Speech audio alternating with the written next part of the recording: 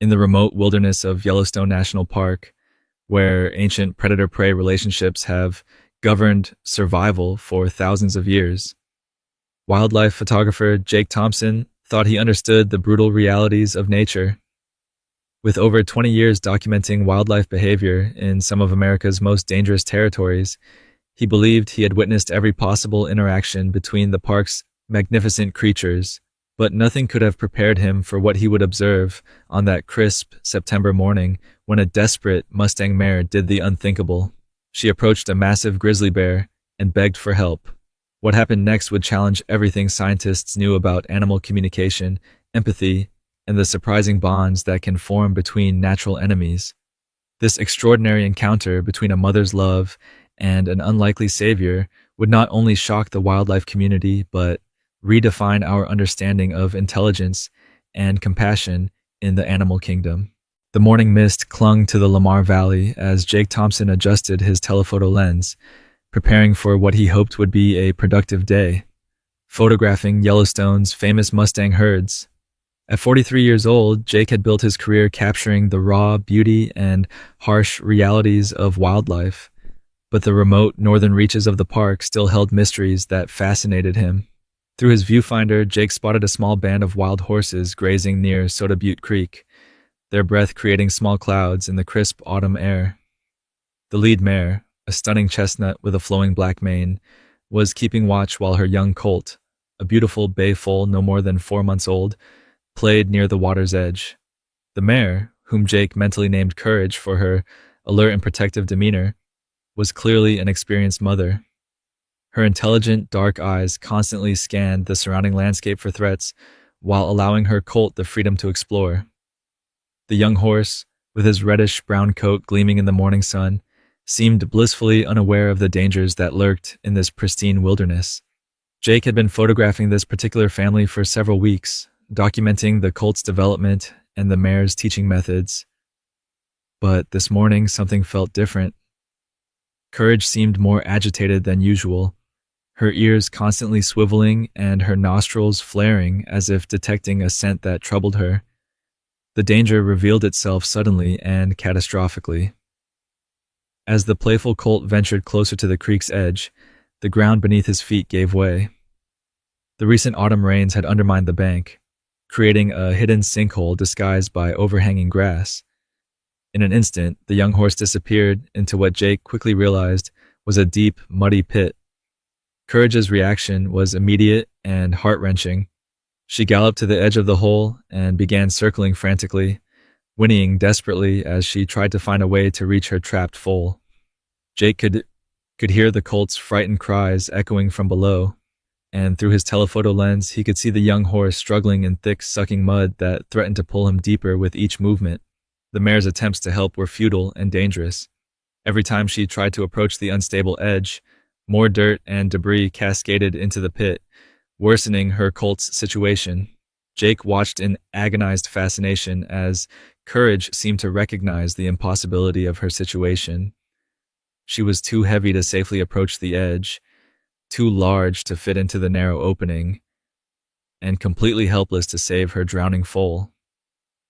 What happened next defied everything Jake knew about wild horse behavior.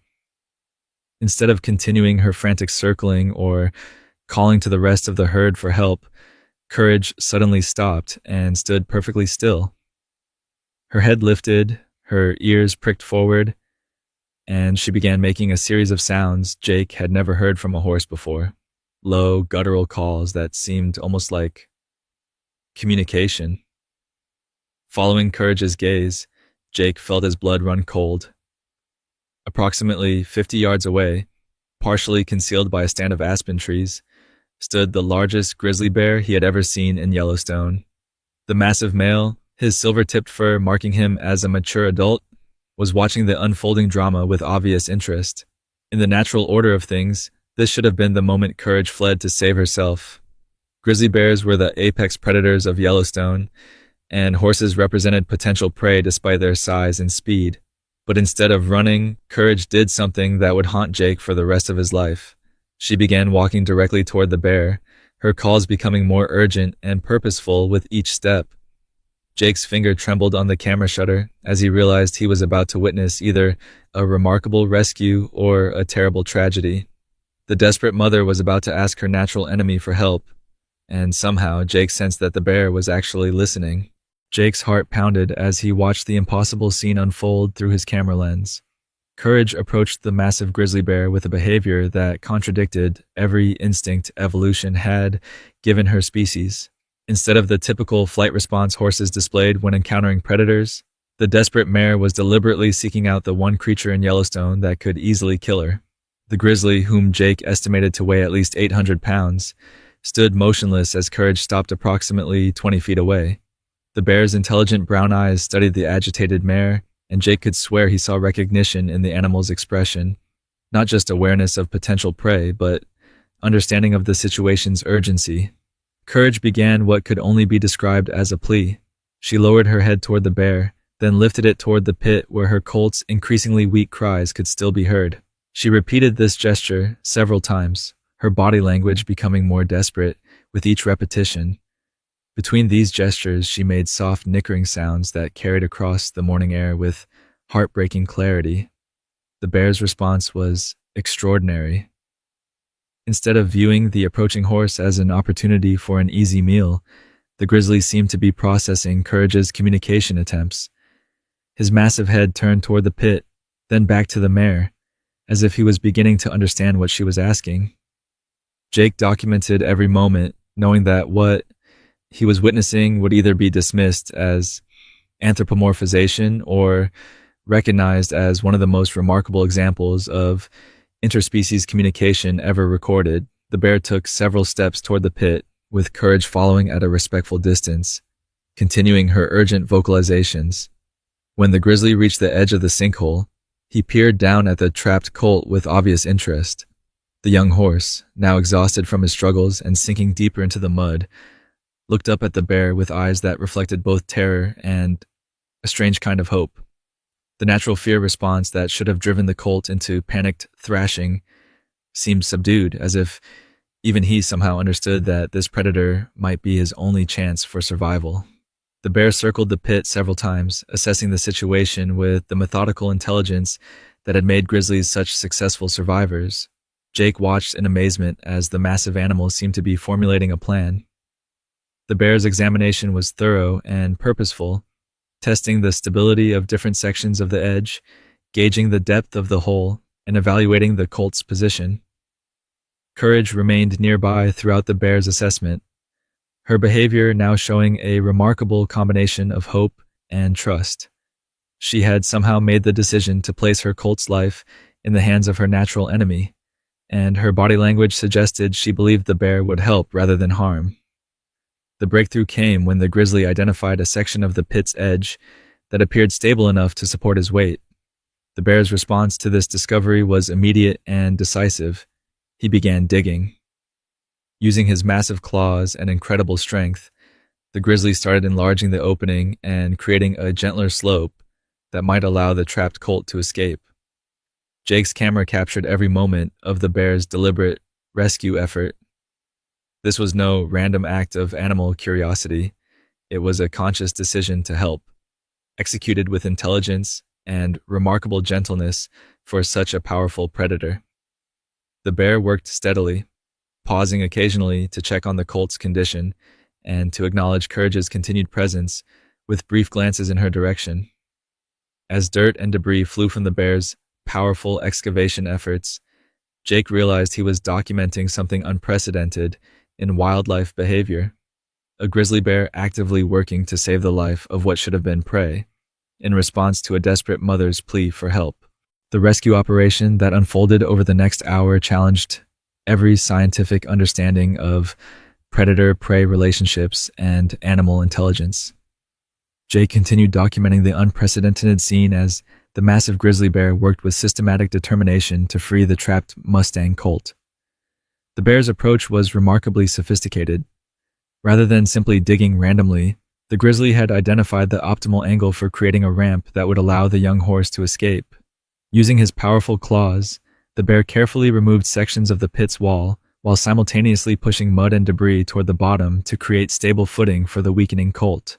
Courage remained nearby throughout the process, her behavior demonstrating a level of trust that seemed impossible given millions of years of evolutionary programming. Periodically, she would approach the edge and call down to her colt, her soft nickering providing encouragement and reassurance.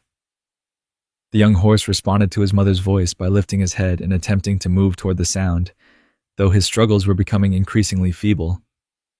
What amazed Jake most was the communication that seemed to develop between the mare and the bear. When Courage's calls to her colt caused the young horse to struggle and sink deeper into the mud, the bear actually paused in his digging and looked directly at the mare. Somehow, Courage understood this signal and moved farther away from the edge, allowing her colt to remain calm while the bear continued his work. The grizzly's technique became more refined as the rescue progressed. Jake watched in fascination as the bear began using his massive paws to pack down loose soil, creating a more stable escape route. The animal's understanding of engineering principles seemed almost human in its sophistication. He was building not just an exit, but a safe exit that wouldn't collapse under the colt's weight. As the bear worked, other wildlife began to take notice of the unusual scene. A pair of ravens landed nearby, their intelligent eyes taking in the remarkable sight. Several elk gathered at a safe distance, watching the proceedings with obvious curiosity. Even a red fox appeared from the brush, drawn by the unprecedented cooperation between natural enemies. The critical moment came when the bear had excavated enough of the pit to create a viable escape route. The grizzly positioned himself at the top of the newly created ramp and began making soft grunting sounds toward the trapped colt. To Jake's amazement, the young horse seemed to understand and began moving toward the bear, rather than away from him. Courage's tension was palpable as her colt began his attempted escape. She positioned herself where she could see both her foal and the bear, ready to react to any threat but somehow trusting that the grizzly's intentions remained benevolent. Her faith was about to be tested as her vulnerable colt came within reach of the massive predator's claws and teeth. The colt's first attempt to climb the muddy ramp failed, sending him sliding back into the deeper section of the pit. Exhaustion and hypothermia were taking their toll, and Jake could see that the young horse was running out of strength for another attempt. The bear seemed to recognize this critical timing as well. What the grizzly did next would be talked about in wildlife biology circles for years to come. The massive bear carefully positioned himself farther down the ramp and began using his body as a physical barrier to prevent the colt from sliding backward. When the young horse made his second escape attempt, the bear provided both physical support and gentle guidance, using his massive frame to literally push the colt up the ramp toward safety. The moment of truth was approaching. Would this unprecedented rescue attempt succeed, or would Jake witness the tragic failure of nature's most unlikely partnership? The moment the exhausted colt reached solid ground marked the beginning of the most extraordinary interspecies interaction Jake had ever witnessed. The young horse, covered in mud and trembling from cold and fear, stood unsteadily at the edge of the pit he had nearly died in. The massive grizzly bear who had just saved his life sat back on his haunches, watching the reunion between mother and foal with what could only be described as satisfaction. Courage's approach to her rescued colt was cautious but emotional. She moved slowly, constantly monitoring the bear's position while calling softly to her foal. The young horse, though weak, responded immediately to his mother's voice and took several shaky steps toward her. Jake's camera captured the moment when mother and foal were reunited, Courage gently nuzzling her colt while keeping one eye on their unlikely savior. But what happened next shocked Jake even more than the rescue itself. Instead of fleeing with her colt to safety, Courage did something unprecedented. She approached the grizzly bear directly. Jake held his breath as the mare walked within 10 feet of the massive predator and performed what could only be interpreted as a gesture of gratitude. Courage lowered her head in a deep bow toward the bear, a behavior Jake had never seen documented in wild horses. She held this position for several seconds, then lifted her head and made a series of solemn vocalizations that seemed distinctly different from her earlier desperate pleas. The bear responded with gentle huffing sounds and maintained eye contact with the mare throughout her display of appreciation. The grizzly's behavior during this exchange was equally remarkable. Despite having a vulnerable young horse within easy striking distance, the bear made no aggressive moves whatsoever. Instead, he seemed to be acknowledging Courage's gratitude with calm acceptance. Jake watched in amazement as the bear slowly stood and began moving away from the rescue site, as if understanding that his presence, while helpful during the emergency, was now causing stress for the reunited family. But the bear's consideration didn't end there. As he prepared to leave, the grizzly performed his own unexpected behavior. He stopped approximately 50 feet away and sat down, maintaining visual contact with the mare and foal. Jake realized that the bear was providing a protective escort, ensuring that no other predators would threaten the vulnerable colt during his recovery. This protective behavior continued for over 2 hours. Whenever the colt showed signs of weakness or exhaustion, the bear would position himself between the horse family and potential threats. When a pack of wolves appeared in the distance, clearly drawn by the scent of the distressed animals, the grizzly's presence immediately discouraged any approach. The wolves, recognizing the bear's size and territorial stance, quickly moved on to seek easier prey elsewhere. Courage seemed to understand and appreciate this protection. Rather than attempting to flee with her still weak colt, she allowed the foal to rest while the bear maintained his vigil. The mare occasionally looked toward their protector with what Jake could only interpret as acknowledgement and continued gratitude. The most touching moment came when the colt, having regained some strength, wobbled over to where his mother was grazing and began nursing. The bear, witnessing the sign of the young horse's recovery, seemed to make a decision that it was time to end his protection duty. He stood slowly, looked once more toward the mare and foal, and began walking away into the wilderness. Courage watched the bear's departure with obvious attention. As the grizzly disappeared into the tree line, she called out with a final series of vocalizations that echoed across the valley, a farewell that somehow seemed to carry across species boundaries. Jake lowered his camera, knowing he had documented something that would change scientific understanding of animal behavior forever. But the story wasn't over yet. The aftermath of the rescue created ripples throughout the scientific community that Jake never could have anticipated. The footage and photographs he had captured were initially met with skepticism, then amazement, as wildlife biologists struggled to explain the behavior they were witnessing. Dr. Elena Rodriguez, a leading expert in animal cognition at Colorado State University, arrived at Yellowstone 3 days after Jake reported the incident. What you've documented challenges fundamental assumptions about interspecies communication and empathy, Dr. Rodriguez told Jake as they reviewed the footage together. The deliberate nature of both animals' actions suggests cognitive abilities we're only beginning to understand. But the story was far from over. Jake had continued monitoring Courage and her colt, whom he had started calling Miracle, in the days following the rescue. What he discovered was that the bear's intervention had created lasting changes in the behavior of both mother and foal that defied conventional understanding of animal learning and memory. Courage had begun leading Miracle along specific routes through the valley that consistently brought them into proximity with their grizzly savior.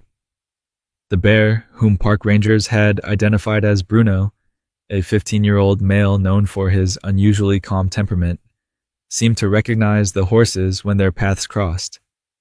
Rather than displaying typical predatory interest, Bruno would acknowledge their presence with gentle, huffing sounds before continuing about his business. "It's like they've established a friendship," observed Dr. Sarah Chen, an animal behaviorist who joined the research team.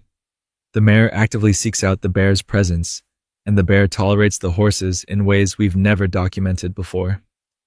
The most remarkable development came 2 weeks after the rescue, when Jake witnessed Courage and Miracle approach Bruno while he was fishing at Soda Butte Creek. Instead of fleeing or showing aggression, the bear allowed the horses to drink from the same stream, maintaining a respectful distance but clearly accepting their presence as non-threatening. Miracle's behavior was particularly fascinating to the researchers. The young colt showed no fear of Bruno whatsoever, sometimes approaching within 20 feet of the massive bear while his mother grazed nearby. The colt seemed to understand instinctively that this particular grizzly was different from other predators, a friend rather than a threat. The foal has imprinted on the bear as a protector, Dr. Rodriguez explained to the growing team of researchers who had come to study the unprecedented relationship. This suggests that traumatic rescue experiences can create lasting positive associations that override natural fear responses. The relationship reached new depths when park rangers observed Bruno actively protecting the horses from other threats. On one occasion, when a different grizzly showed interest in Miracle, Bruno intervened by positioning himself between the potential threat and the horse family. The protective behavior was deliberate and sustained until the other bear moved on. Even more surprising was Bruno's reaction when Courage was injured in a minor fall 3 weeks after the original rescue. The bear, who happened to be in the area, remained near the injured mare for several hours until she was able to stand and walk normally again. Park officials had never documented such sustained protective behavior between a grizzly and potential prey animals. The scientific implications of the relationship extended beyond simple behavioral observation. Dr. Rodriguez's team began studying the neurological basis for cross-species empathy and communication, using Bruno and Courage's relationship as a model for understanding how animals might develop complex social bonds that transcend evolutionary programming. What we're seeing here suggests that animals are capable of making conscious choices about friendship and protection that go far beyond instinctual behavior. Dr. Chen documented in her research notes, the bear chose to help and continues choosing to maintain a protective relationship with these horses. As autumn deepened into winter, Jake continued documenting the unusual friendship, knowing that the changing seasons would present new challenges that would test the strength of the bond between the Mustang family and their grizzly protector. 6 months after the dramatic rescue, the friendship between Bruno the grizzly bear and the Mustang family had become legendary throughout Yellowstone National Park. Jake Thompson, now working closely with a team of international animal behavior researchers, continued documenting a relationship that was rewriting scientific understanding of animal consciousness and interspecies bonds. The winter months had tested the unusual friendship in ways no one anticipated. When heavy snows made foraging difficult for the horse family, Bruno began exhibiting behavior that amazed even the most experienced wildlife biologists. The bear started uncovering patches of grass buried under snow, then moving away to allow Courage and Miracle to feed. This wasn't accidental. Rangers documented over 20 instances of Bruno deliberately creating feeding opportunities for the horses. He's actively ensuring their survival, Dr. Rodriguez observed during one of her winter monitoring sessions. This level of sustained altruistic behavior toward another species has never been documented in wild grizzly bears. Miracle, now a strong and healthy yearling, had developed the most remarkable relationship with Bruno. The young horse would often graze within mere feet of the massive bear, showing complete trust and comfort. More incredibly, Miracle had begun mimicking some of Bruno's behaviors, digging for roots with his hooves in the same methodical way Bruno used his claws, and even attempting to catch fish in the shallow streams, though with considerably less success. The scientific community was revolutionized by what Dr. Chen termed cross-species social learning. Miracle was learning survival techniques from a grizzly bear, while Bruno seemed to have learned communication signals from the horses. The bear now used different vocalizations when interacting with Courage and Miracle than he did with other bears, softer huffs and grunts that the horses clearly understood as friendly rather than threatening. The relationship reached new heights when Courage gave birth to a second foal in the spring. Jake documented Bruno's remarkable response to the new arrival. The bear positioned himself as a protective sentry during the birth, and for several days afterward, ensuring no predators could threaten the vulnerable newborn. The new filly, whom Jake named Hope, was born into a world where a grizzly bear was part of her family's support system. We're witnessing the creation of an entirely new social structure, Dr. Rodriguez explained to National Geographic reporters who had come to document the phenomenon. These animals have formed a multi-species family unit that challenges everything we thought we knew about natural behavior. The story gained international attention when footage of Bruno gently playing with both Miracle and Baby Hope went viral. The massive bear would carefully swat at the playful young horses with his paws, always gentle enough not to harm them, but engaging enough to provide entertainment and exercise. The horses responded by mock charging the bear and playfully nipping at his thick fur. But perhaps the most touching development was Bruno's response when it came time for the bear to enter hibernation. As autumn approached and Bruno needed to find a den, he seemed reluctant to leave his adopted horse family. For several weeks, he remained active longer than normal, as if unwilling to abandon his protective duties. The resolution came when Courage did something unprecedented. She led her family to Bruno's chosen den site and remained nearby for several days, as if providing her own protection while he prepared for winter sleep. It was a reversal of roles that demonstrated the true reciprocal nature of their friendship. Jake's final photograph of the season showed Bruno at the entrance to his den, with Courage and both foals visible in the background. The image captured something profound about the capacity for love and friendship that exists in the natural world, when fear is replaced by trust and understanding. As Dr. Rodriguez noted in her groundbreaking research paper, Bruno and Courage have shown us that the deepest bonds in nature aren't always formed by similarity, but by the willingness to see beyond difference to the universal needs we all share: protection, companionship, and love. What began as a desperate mother's plea to save her drowning foal became a story that forever changed our understanding of animal intelligence, empathy, and the possibility of friendship across species boundaries. Courage's shocking decision to approach a grizzly bear, her natural predator, and ask for help wasn't just an act of desperation, but a demonstration of communication abilities and emotional intelligence that scientists are still working to fully understand.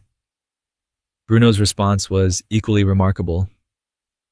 The massive grizzly's choice to help rather than hunt, to protect rather than prey upon the vulnerable horses, revealed depths of consciousness and compassion that challenge our assumptions about what animals are capable of feeling and deciding. His ongoing friendship with the Mustang family has created a new model for understanding interspecies relationships in the wild. Today, the unlikely family continues to thrive in Yellowstone, with Bruno emerging from each hibernation to resume his role as protector and friend to Courage's growing family. Their bond has inspired conservation efforts worldwide and influenced wildlife management policies that now consider the emotional needs and social structures of wild animals. The grizzly bear's shocking decision to save a drowning foal and to continue protecting and caring for the horse family proves that love, empathy, and the desire to help those in need transcend species boundaries. Bruno showed the world that sometimes the most fearsome predators possess the gentlest hearts, and that true friendship can blossom in the most unlikely circumstances. Courage's brave plea for help teaches us that desperation can lead to breakthrough moments of connection and understanding. Her trust in Bruno created a friendship that not only saved her foal's life, but opened new possibilities for how different species can coexist and support each other in the wild. If this incredible story of unlikely friendship moved you, make sure to subscribe to our channel and hit the notification bell for more amazing wildlife stories. Like this video and share it with everyone who believes in the power of love to transcend boundaries. Comment below and tell us about a time when you witnessed unexpected friendship between different animals or species. Your story might inspire our next heartwarming video. Thank you for joining us on this remarkable journey. And remember, sometimes the most shocking reactions come from the deepest capacity for love and the courage to ask for help when we need it most. The rain came down in slow, icy sheets as a silver SUV crept into the parking lot of a dimly lit gas station just off Highway 38, a few miles outside of Red River, New Mexico. It was past 3 in the morning. The neon open sign flickered behind dusty glass, and the cold wind rattled a loose piece of metal siding like bones in an empty drum. The SUV stopped beside the last pump. The back door opened. A large German shepherd was nudged out into the wet blacktop. His paws hit the pavement, hesitant, confused. Before he could react, the door slammed shut. The dog, no leash, no collar, scrambled to follow, but the vehicle peeled off, its taillights disappearing into the dark like a cruel joke whispered and forgotten. He stood frozen for a moment, ears pricked, water dripping from his muzzle. His name, Cooper, though no one here knew that, might have echoed in the minds of the people who left him. But they didn't say it. They didn't look back. He waited. Rain soaked into his thick coat. He paced a bit, then circled back to where the SUV had been, sniffing the ground, hoping for a clue. When nothing came, he lay down near the pump, curled into himself, and kept his eyes on the road. Inside the gas station, Hank Dobson, 60, was dozing in a battered recliner behind the counter. A half-drunk coffee sat on a heater plate. The man had been running the place for 30 years and had seen all kinds of strange things during the graveyard shift, but never a soaking wet German shepherd waiting outside like a statue, not moving, not barking, just watching. It wasn't until nearly 6 a.m. that Hank opened the door to check the pumps and trash bins. He spotted the dog, still lying in the same place, unmoving but alert. Their eyes met for a second. "Well, hell," Hank murmured. He stepped inside, rummaged around for a clean metal bowl, and filled it with water from the tap. From a dusty shelf in the back, he grabbed a couple of jerky sticks meant for road trip snacks. When he stepped back outside, the dog didn't run. He didn't come either. Just watched. "You hungry, boy?" Hank asked softly, placing the bowl and jerky on the ground a few feet away. "Can't imagine last night was easy." The dog didn't flinch. He sniffed the air but didn't move toward the food. His eyes flicked past Hank, down the empty highway again. He was still waiting. By 7:30, the rain had slowed to a mist, and the morning light painted the puddles in soft gray. The first car of the day, a green minivan, pulled in for gas. A little girl in the back seat pointed at Cooper and pressed her face to the window. Her mom glanced over, confused. Hank watched as another customer, a delivery driver, snapped a picture on his phone. By 9 o'clock, 3 photos of Cooper had already made their way onto the town's community Facebook page under the caption, "This dog hasn't moved all morning. Anyone know him?" That's when Callie Dobson, Hank's 16-year-old granddaughter, arrived with a thermos of cocoa and her sketch pad. She was visiting for winter break while her mom worked a nursing rotation in Santa Fe. She stepped out of her pickup truck, spotted Cooper, and paused. "Oh my God," she whispered. She approached slowly, holding her hands low. "Hey, big guy," she said. "It's okay. You look like you need a friend." Cooper didn't run. His ears twitched. His head turned slightly, but still, he didn't move. Callie sat cross-legged on the wet pavement, just far enough not to be threatening. She pulled out her sketch pad and began to draw. Not him, exactly. Just a shape, a shadow, a silhouette of a dog looking down an endless road. Hank stepped outside and grunted. "You know he's not going to let you near him, right?" Callie shrugged. "That's okay. I'll wait." Just like Cooper did. By noon, the weather had cleared. Hank brought out a proper dog bowl with some chicken from his lunch. This time, Cooper took a few tentative bites, but still kept one eye on the road. That afternoon, a car from KRDN local news rolled up. Angela Ramos, a 30-something reporter with a voice made for morning radio, stepped out and adjusted her mic. "We got 5 calls about this dog," she said, smiling at Hank. "Mind if I do a quick piece?" Sure, just don't spook him, Hank replied. Angela crouched down and recorded a few shots of Cooper, now lying just outside the station doors, with Callie still sketching a few feet away. The segment aired that evening. Mysterious shepherd left behind at roadside gas station, and he won't leave. The clip ended with a close-up of Cooper's eyes, wide, still, and heartbreakingly loyal. That night, after the station closed, Hank switched off the main lights and locked the doors. Callie was asleep in the break room. Cooper remained just outside under the eaves, curled up on the mat, tail wrapped around his legs. Then, just past midnight, a sound floated in on the wind. A faint, high-pitched cry. Not human, not bird. Something softer. Frightened. Cooper lifted his head. The woods behind the station rustled. The cry came again, closer now, barely more than a whimper. He stood up. For the first time since being left behind, he looked away from the road. His ears turned toward the trees. Another cry. Then silence. He turned back toward the highway one last time. And then slowly, he padded toward the woods. Alone.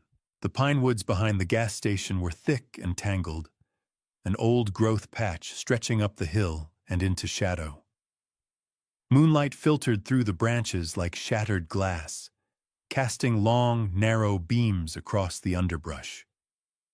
Wind stirred the trees, making them groan like tired giants, but Cooper didn't flinch. He was moving now, ears high, nose low, muscles tense with instinct. The whimper came again. It was faint but desperate, like something small trying hard not to be heard. Cooper followed the sound off the gravel and into the forest, paws crunching over wet leaves and snapping twigs. He paused at a break in the tree line and sniffed the air. His coat was still damp from the rain, his legs sore from the long day of waiting. But he pressed forward, pulled by something he couldn't explain, something that wasn't duty or instinct, but choice. He found the puppy half buried under a pile of broken branches. It was a Labrador mix, barely the size of a loaf of bread, shivering and smeared with dirt. One of its hind legs was twisted awkwardly, and a thin gash ran down its side. Its eyes were wide and glassy with pain. Cooper stood still for a moment. He stared down at the little thing, and the little thing stared back. Two pairs of brown eyes locked in quiet recognition. The puppy whimpered again. A flash of memory struck Cooper, too quick to hold but sharp enough to sting. A young boy with a red hoodie, a warm couch, the smell of popcorn, a hand scratching behind his ears, a laugh. Then, nothing. Cold. Silence. A door slammed shut. Cooper lowered his head. He sniffed the pup gently, then nudged it with his nose. The puppy gave a tiny yelp but didn't try to crawl away. It was too weak. Something rustled behind them. Cooper's ears shot up. He turned fast, eyes scanning the dark. A low growl escaped his throat. There was movement, eyes in the brush. Coyotes, 3 of them, circling at a distance, lean and hungry. He stepped in front of the puppy and bared his teeth. His growl deepened. The coyotes hesitated. They knew this dog wasn't ordinary. His stance was military sharp. His body, though weary, was solid muscle. And his eyes said one thing. "You'll get through me over my dead body." A tense standoff. The coyotes snarled, but didn't advance. Cooper didn't budge. Finally, one turned and darted off, the others following. The sound of their retreat faded into the trees. Only then did Cooper turn back to the pup, whose head had dropped onto the ground. He lay beside it, curling his body around its tiny frame, shielding it from the wind. For the rest of the night, he didn't sleep. He watched and waited. By dawn, the rain had stopped. Frost clung to the tips of the grass like tiny diamonds. Cooper stood, stretched, and looked toward the faint outline of the gas station, barely visible through the thinning trees. The puppy whimpered again. Cooper walked back and nudged the little one gently. Then, ever so carefully, he picked the pup up by the scruff of the neck, the way a mother dog might carry her young. The tiny legs dangled, limp but safe. Cooper started walking, slow and steady, careful not to jostle the pup too much. Halfway through the woods, he heard footsteps crunching from the opposite direction. It was Deputy Troy Lambert, out early on his patrol shift. He spotted Cooper coming out of the trees, carrying the puppy like some kind of canine rescue operation. His jaw dropped. "Well, I'll be damned," he whispered. Troy reached slowly for his phone and started recording. Cooper didn't stop. He didn't look at the deputy. He just walked past, head high, steps proud, like he was doing exactly what needed to be done, like a soldier finishing his mission. Back at the gas station, Hank had just unlocked the door when he spotted them. First Cooper, then the dangling bundle in his mouth. "What in the world?" he muttered.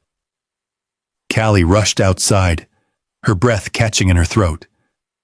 "Oh my God, is that a puppy?" Cooper laid the pup gently on the welcome mat, then backed up, letting them see. Callie knelt down. "He's hurt," she said, and freezing. Hank fetched an old towel and a shallow pan of warm milk. Cooper stood just outside the door, not daring to come inside, but watching every move. His eyes never left the pup. Within 10 minutes, the puppy had stopped shaking. He was swaddled in blankets, nose buried in a heated cloth. Callie gently cleaned the dirt from his wounds. "He needs a name," she said softly. "What about Scout?" The puppy gave a tiny sneeze. Hank chuckled. "Scout, huh? Seems fitting." Callie looked at Cooper. "You brought him back. You saved him." Inside her pocket, her phone buzzed. A notification from the local Facebook group. Someone had uploaded Deputy Troy's video already. "Abandoned dog carries injured puppy out of the woods. Real-life hero." The post was exploding. Comments, shares. News crews were already asking for interviews. Cooper stood in the doorway, tail still, body tense, unsure. Callie walked to him slowly and knelt. "You're safe here," she whispered. "I don't know what they did to you, but I do know this. What you did tonight, that was brave." She held out her hand. Cooper sniffed it. Then, for the first time, he wagged his tail just once, slow and cautious. But it was a start. By mid-morning, Red River, New Mexico, was buzzing. The video of Cooper carrying Scout through the trees had already been shared over 10,000 times.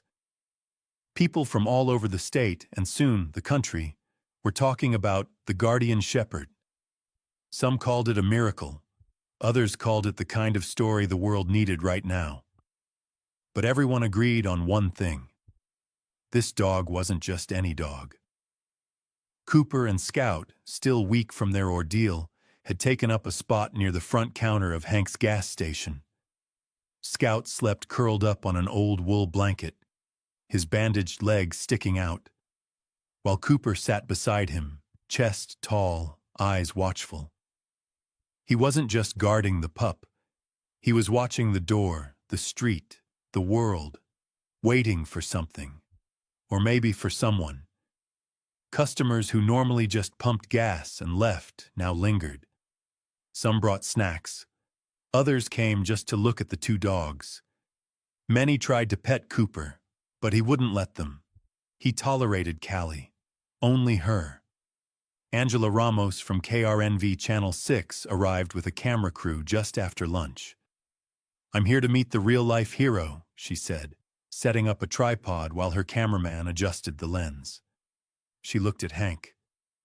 "You think he'll let me get close?" Hank scratched his chin. You can try, but I wouldn't push it. Angela crouched down a few feet from Cooper. You're the one, huh? She said softly. The guardian shepherd? Cooper blinked. Scout stirred in his sleep, nuzzling closer. Angela smiled and turned back to the camera. We're here at a small-town gas station just outside Red River, where a remarkable rescue has turned an abandoned German shepherd into a local legend. Callie, watching from behind the snack aisle, felt her chest swell with something between pride and heartbreak. That night, people began leaving things at the station. Bones, squeaky toys, dog food, blankets, even little drawings from kids who had seen the story online. One boy left a note that said, "Dear Cooper, you are the bravest dog in the whole world." Cooper didn't seem to know what to do with the attention. He never wagged his tail when strangers came, never barked or growled, just watched. Always watched. Callie sat beside him after closing time. She placed a bowl of chicken near his paws, but he didn't eat right away. You're still not sure if this place is home, huh? She murmured. I get that. She looked at Scout, who was snoring softly now, his tiny belly rising and falling. You chose him, when nobody chose you. Cooper tilted his head slightly. That night they all slept inside, the heater humming gently, the town quiet. The next day, Emily Sandoval pulled into the parking lot in a green Subaru packed with kennels, leashes, and a clipboard full of notes. She stepped out in jeans, hiking boots, and a "Rescue is my favorite breed" t-shirt. I'm Emily, she introduced herself to Hank. I'm a certified behaviorist with Canine Cares. Saw the video, drove straight from Albuquerque. Hank nodded. He's something, all right. Emily approached Cooper slowly. She crouched near him, not too close. No pressure, big guy, she said gently. You tell me when you're ready. Cooper watched her. She tossed a tiny liver treat a few feet in front of him and waited. Cooper sniffed it, ate it, then looked at her again. Emily smiled. Not bad. We'll work on trust. Meanwhile, Callie was showing Scout how to chew on a plush toy shaped like a squirrel. The puppy was bouncing back fast, tail wagging, eyes bright. But he never strayed far from Cooper. The bond between them was unshakable. Later that afternoon, Mrs. Eunice Ralston, the woman who filmed the original video, dropped off a framed print of her now famous snapshot. Cooper carrying Scout through the pine needles, the golden light of dawn glowing around them. This should hang right here, she told Hank, tapping the wall above the coffee station, so no one forgets what courage looks like. As Hank was nailing it up, Callie noticed something outside. A white sedan, tinted windows, engine idling across the street. She squinted. Grandpa, look. Hank stepped beside her. You know that car? Callie shook her head. That's the second time I've seen it today. Inside, Cooper was already standing, muscles tight, gaze fixed out the window. The sedan sat there another few seconds, then drove away. Emily looked at Hank. Something about that. He frowned. Just a feeling. As the sun began to set, the clouds rolled in thick and low. A storm was coming, and something told Cooper this story wasn't over. Not yet. The wind howled down from the mountains that night, lashing against the gas station windows like cold hands searching for cracks. Hank had closed up early. The clouds were too low, the air too electric, and something in Cooper's behavior made him uneasy. The dog hadn't slept, hadn't curled up beside Scout. He just sat near the front door, ears perked, eyes sharp, like a sentry waiting for an enemy to make its move. Scout was curled in his blanket bed, snoring softly. Callie had tried to get Cooper to rest beside him, but he refused. "He knows something," she whispered to Hank as they locked up for the night, "like he's bracing for something bad." "I feel it too," Hank replied, shutting off the overhead lights. Just after midnight, headlights washed across the dark windows. A low rumble followed, a slow-moving engine idling just beyond the pumps. Cooper stood up fast, body rigid. A deep growl vibrated from his chest. Hank pulled aside the curtain and peered out. The white sedan. "They're back," he said under his breath. "Same damn car." Before he could reach for his phone, the front door rattled. Someone was trying to open it. Then came the sharp tap of knuckles on glass. Cooper barked once, a deep, fierce bark that rattled the shelves. Scout yelped awake, trembling. From outside came a voice, a woman's. "We just want our dogs back. Open the door!" Hank rushed toward the entrance and flipped on the porch lights. The couple from the gas station footage stood there. Same silver coats, same smug expressions. The man wore a dark hoodie pulled low over his brow. The woman's lipstick looked smeared. They didn't look like loving pet owners. They looked like trouble. "These dogs belong to us," the man shouted, slapping his hand against the glass. Cooper lunged forward, teeth bared, placing himself between the door and Scout. The growl he released this time wasn't just a warning, it was a promise. "You leave now," Hank yelled through the glass, "or I'm calling the sheriff." "Call whoever you want," the woman snapped. "We'll get them back, one way or another." Scout whimpered and pressed into Cooper's side. Callie was already on the phone with Deputy Troy Lambert. "They're here," she said quickly. "The white car people. They're trying to break in." The couple retreated to their sedan as the sound of sirens whined in the distance. Tires squealed. They peeled out, disappearing into the darkness. Deputy Lambert arrived 5 minutes later, flashlight in hand, badge gleaming under the flickering porch light. He listened carefully to Hank and Callie, his face growing more serious by the second. "I've seen that woman before," he muttered. "She's part of a flagged transport group, under investigation for animal trafficking." He bent down to Cooper, who hadn't taken his eyes off the door since the encounter. "You're some kind of watchdog, huh?" Lambert said softly. "Good boy." Cooper's ears flicked back just slightly, his body loosening, but only a bit. Later that morning, while the town buzzed with new updates, Emily Sandoval brought in a scanner. She gently lifted Scout and ran the device over his shoulder. A beep. Then a flashing light. "He's chipped," she said, "and not to them." She tapped at her tablet, cross-referencing the ID. Scout was stolen 2 weeks ago from a shelter in Taos County. The chip still has him registered as a rescue case, never formally adopted. Callie gasped. "They kidnapped him?" Emily nodded grimly.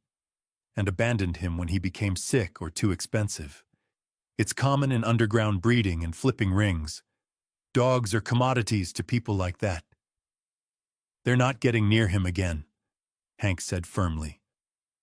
By the end of the day, Cooper's face was back on the news, this time not just as a hero, but as a witness.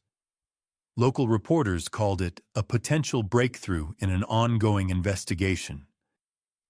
The footage of the couple shouting through the glass ran alongside security cam clips of the original abandonment.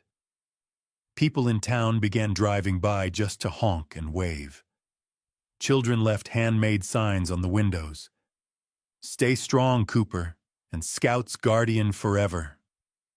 But the tension hadn't broken. Not fully.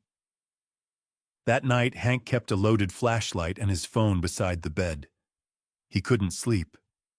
Every crack in the wind made him sit up.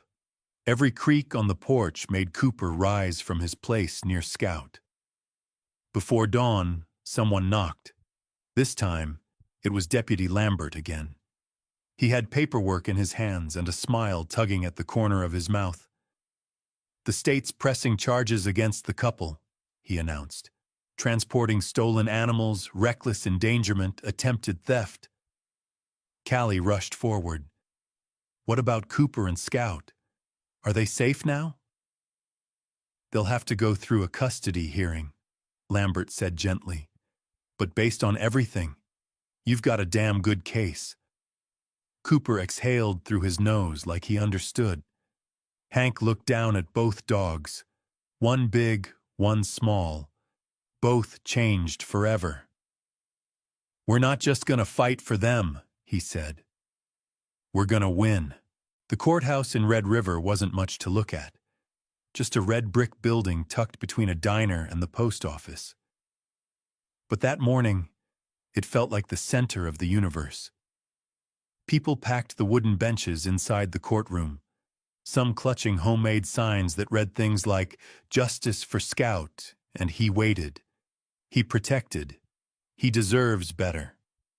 Cooper and Scout weren't allowed inside, but they waited just outside with Emily and Callie. Scout was curled up in Callie's lap, chewing on the corner of her hoodie string. Cooper sat like a soldier, unmoving, his ears twitching with every sound from within the building. Inside, the hearing had begun. Hank Dobson stood straight at the front of the room, hat clutched in his hands. Beside him was Angela Ramos, not as a reporter this time, but as a character witness. Emily Sandoval sat close behind them, folders full of documentation, vet records, behavior logs, microchip reports. Even Deputy Troy Lambert showed up in uniform, offering his full support. Across the aisle, the couple sat flanked by a thin, sharp-looking lawyer. They looked very different now, less smug, more cornered. The judge was an older woman with steel-gray hair pulled tight and glasses perched on her nose. She read through the case file quietly, then leaned forward. "This case is unusual," she began. "What we have is a dog, an abandoned German Shepherd, who not only survived being dumped, but also rescued a second dog, one that was later identified as stolen. The couple claiming ownership has no documentation, no proof of purchase, no veterinary history. And thanks to this town, we have security footage, eyewitness accounts, and enough community testimony to fill a courthouse." She paused. "Frankly, I'm surprised this ever needed a hearing." The courtroom murmured. Then Callie stepped forward, her hands shaking slightly as she unfolded a piece of lined notebook paper. "Your Honor," she said, voice soft but steady, "may I read something?" The judge nodded. Callie cleared her throat and began. "It's a letter from Scout," she said. "I wrote it, from how I think he would feel." The room grew still. "Dear people, I don't remember where I was born or who held me first, but I remember being scared and cold and hungry. I remember being alone in the woods and thinking that was the end. But then, someone came. He didn't say anything. He just laid down next to me and kept me warm. He growled when other animals came close. He carried me out when I couldn't walk. He saved me. I don't know what family means, but I know what love feels like now. It feels like warm blankets and soft voices and someone who always stands between you and danger. That someone is Cooper. Please don't take him away. We belong together." When she finished, there wasn't a dry eye in the courtroom. The judge took off her glasses and rubbed the corner of her eye before speaking. "Effective immediately," she declared. "Custody of Cooper and Scout is awarded to Mr. Hank Dobson of Red River. Ms. Callie Dobson is recognized as legal guardian for Scout under adult supervision. The couple's petition is denied, and animal cruelty charges are being escalated to the district court. The crowd burst into applause. Outside, as soon as Hank stepped through the doors with the news, Cooper stood. He looked from face to face, tail wagging low, until he saw Callie. She nodded once, eyes shining. "It's over," she whispered. "You're safe." Cooper pressed his head against her legs. Scout yipped and leapt up to lick Hank's hand. That night, the gas station held a small celebration.